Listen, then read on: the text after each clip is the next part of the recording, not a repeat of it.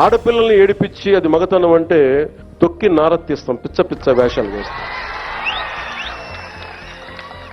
నిస్సహాయ స్థితిలో ఉన్న ఆడపిల్లల్ని వేధించడం అనేది మగతనం కాదు. అది మీరు మగతనం కావాలంటే జిమ్నాస్టిక్స్కి వెళ్ళండి. మీరు మగతనం ప్రూవ్ చేయాలంటే దేశం కోసం ఒళ్ళుంచి ఆర్మీలో జాయిన్ అవ్వండి.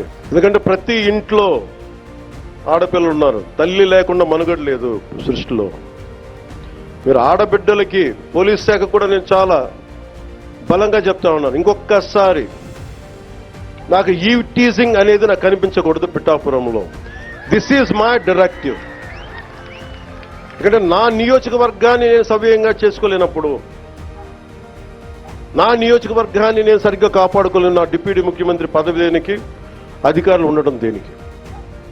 నేను చాలా స్పష్టంగా ఉన్నాను ఈ విషయంలో. వీళ్ళను కొడితే క్రిమినల్స్కి కాస్ట్ లేదు, గుర్తుపెట్టుకోండి.